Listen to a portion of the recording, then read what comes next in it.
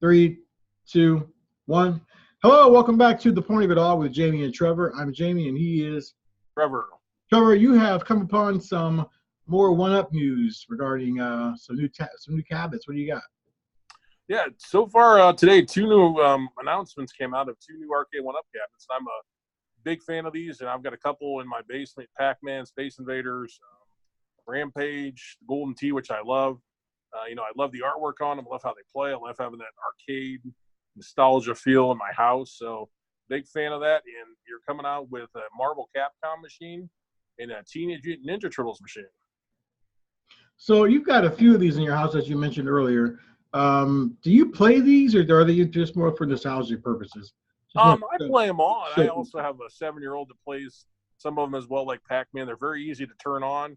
You flip on and off. You hit the 1-player or 2-player button, you start playing. It's kind of nice. Opposed to games that today you got to get in, load them, settings. No, it's just there's something just refreshing about you turn it on and you just play. Are these emulators, or are they hardware based, or what? I mean, it is emulation, but they are running to my knowledge arcade ROM. So it's like you're running a true arcade machine, but the size of the machine is a 3/4 scale machine, so it's not the size of a true arcade. Right. In the old days. Do you know what kind of hardware runs these machines at all? I'm curious to know what kind of horsepower they're running. I bet you it's something equivalent to that of a Raspberry Pi 3 or something like that. It's probably nothing, too high powered based on a, $300 price tag for the entire system, screen, processor, the wood they take to build it, the artwork. So yeah, it's I wouldn't say anything stronger than that. I've always wondered how hard it would be to maybe buy a one-up arcade machine and then repurpose it to add your own ROMs to it. That's happened. People online have done that where they've added Raspberry Pis and such to it. Okay, if you're skilled enough with woodworking and the knowledge of loading the ROMs on there, and that I've seen it done numerous times on some Facebook groups I'm a part of. Yeah, it can absolutely happen. So what's the average cost of one of these cabinets? Average cost about $300. Every so often you'll see a sale. I got Pac-Man on a Black Friday sale for $250. You see them every so often at Walmart go down to $200. Recently, I believe the Asteroids machine went down to like $75. They probably want to clear it out. So, they're not, I think, ridiculously priced. I think they're pretty reasonably priced. The most expensive one so far is Golden Tee. Now, that one comes with a marquee that lights up. That one was $500 when it came out, but I got that because I loved Golden Tee when I was younger. So. Does the trackball include as well? Yeah, trackball's all on there.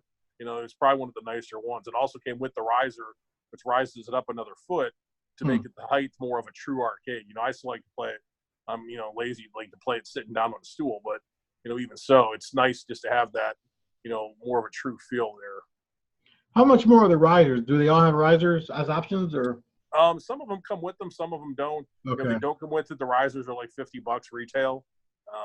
If they're not with it, you can choose to play without it. It just makes it obviously a shorter machine.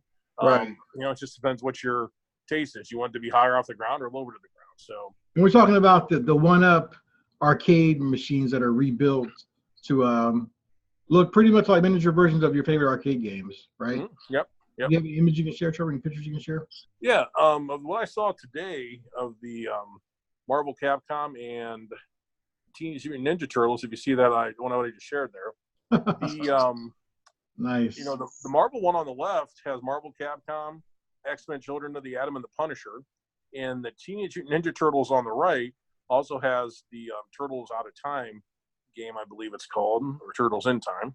And that one, there's one of the first 4-player ones that Arcade One Up has done. They did do a Rampage machine that was a 3-player, but you can see there on the panel for the control panel of the Turtles game, it's a 4-player. So hopefully enough room, everybody has room to play there. But, I'm pretty impressed, especially with the artwork on both of those. I'd love to get those if I wasn't running out of space. But, the Marvel Capcom and the X-Men games are, I remember playing those when I was younger. Punisher, I vaguely remember, but it's not as well known. But I absolutely remember playing that Turtles game when I was younger. Interesting. So you played around with these yourself, and your son as well.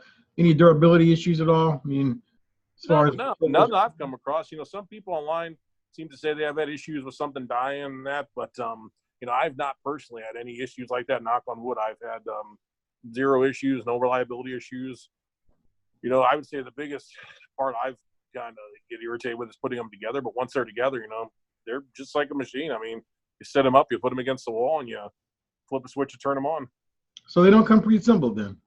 No, I'm sure there's places out there I've read that assemble them for you, but no, you buy them in the big, flat, heavy box, and you put them together. I didn't know that either. That's interesting. So you also have a custom-made mini arcade machine that plays a lot of the same games. Mm-hmm. What are some of the advantages of the one-up version over? Well, one-up, like I say, it's easier. You flip the switch, you go to a game, you play. You know, the custom-built arcade that I have, it runs MAME and a lot of other systems. And that one there, it's different in the sense that it's, I would say, more of a learning curve to use it. Like, I wouldn't feel like my 7-year-old could turn that on and play without me being there. So it's nice in the sense it comes with, thousands of ROMs, but it's not something that everybody can turn on and play. But it's nice to have though, because it comes with stuff that, Arcade 1-Up may never release. So right. I haven't yet bought into the idea of a 1-Up cabinet, because there's just so many different, I mean, the idea of spending that much money on one arcade game just doesn't really seem to me at all.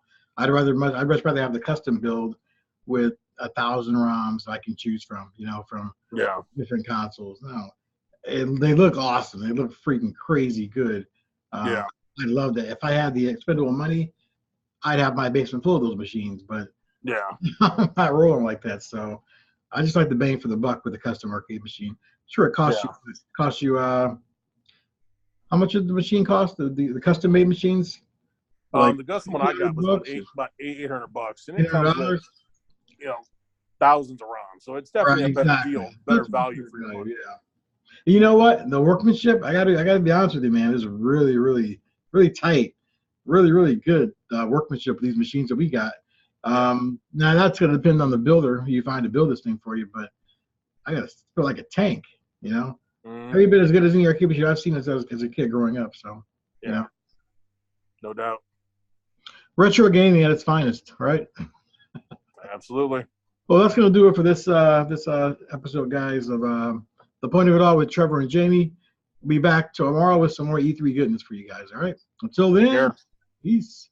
Bye-bye.